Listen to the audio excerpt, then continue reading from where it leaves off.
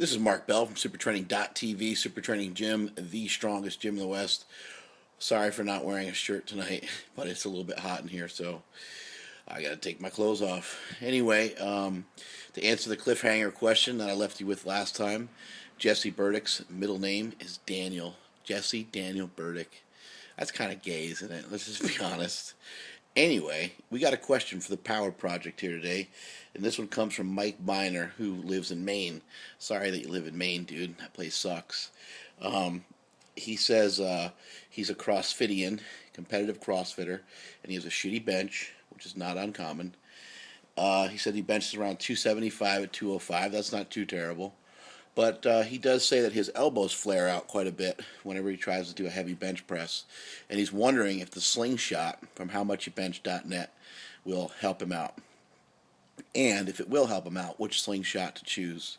With a 275-pound bench press, the Slingshot that you're going to want to use is the reactive Slingshot, the blue one.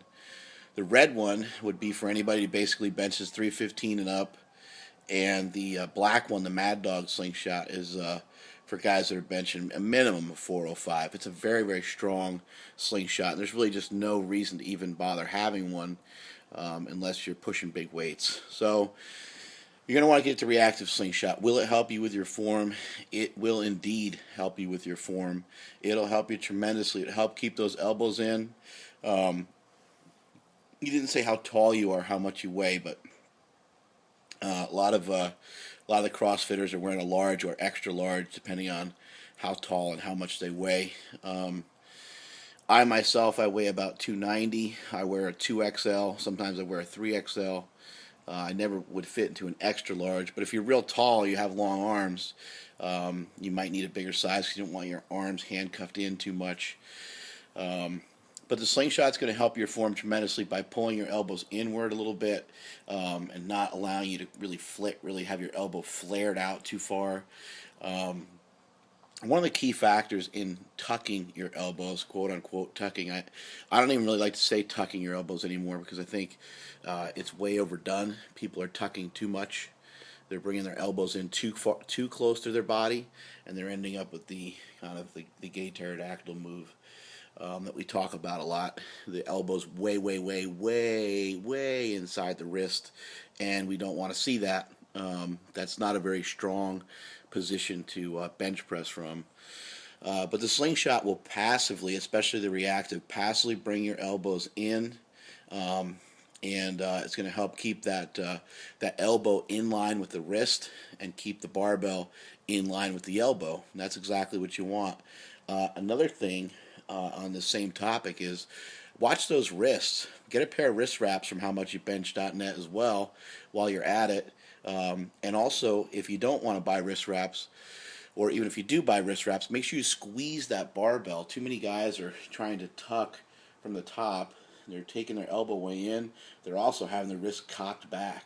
So squeeze the barbell and make sure the barbell is in the meat of your hand and not in your fingers. Make sure the barbell is in your hand and not in your fingers.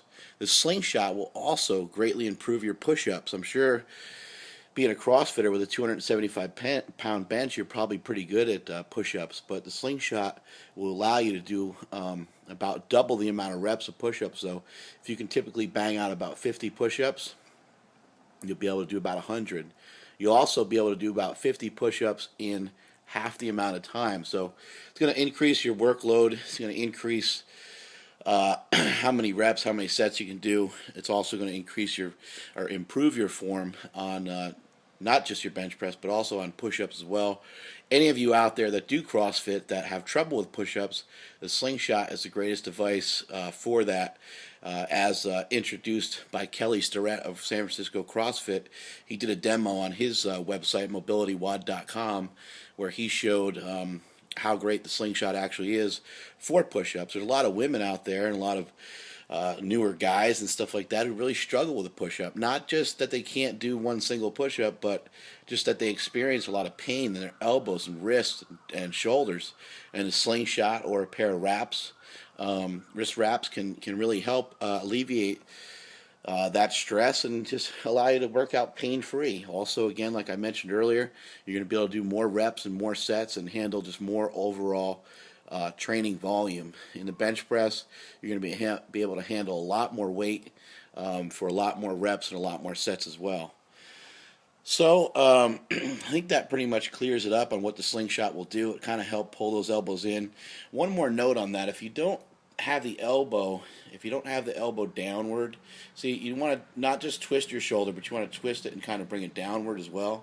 But if that elbow's not locked in, if you don't have that that torque, if you will, if you don't have that torque from the beginning, you're screwed. It's going to be very hard to lock the weight out at the top. It's going to be very hard to push all the way through that bench press because because you'll have nowhere to go. Once you get stuck, you'll have, if you're stuck out here, if you're stuck with your elbow way out here like this position, there's nowhere for you to go from here except for just stay right here. Now, if your elbow is in a little bit, I'm trying to video this the best I can. If your elbow's in a little bit like this and you go to press and you need to finish out, you simply flare the elbow upward and outward, and then you're locked. It's almost like magic. It's almost like you're not really even moving the barbell.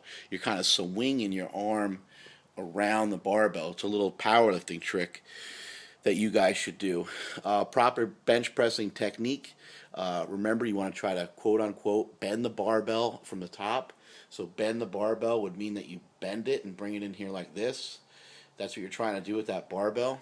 And as you press the weight back up, you're trying to spread the bar apart. So you're gonna try to break the bar this way, bend it this way, get real tight, go to press. When you go to press, you're gonna spread the bar apart and force that elbow outward. And so you're actually going to somewhat intentionally flare the elbow, but it's fairly slight. Make sure you work those lats. Make sure you work the upper back. Make sure you work the back of your shoulders. You want to have a big bench. You're going to have a big base to bench press off of. Anyone who has a big bench press has a big back. Some of that is due to the fact that the bench press actually works your back, and some of that is due to the fact that big benchers realize that if I'm going to have a strong bench, I'm going to need a support for it. And the support for your big bench is your back. And I'm talking about your whole back, all the way from your lower back, all the way up to the tippy top, all the way up to the traps. And that is it from supertraining.tv, except for I have one more cliffhanger. Why did Treston Eugene Scholl of Supertraining send a text message with a picture of his a-hole? That will be on the next video. You guys have a lot to look forward to. Have a good night. I'm going to bed. Later.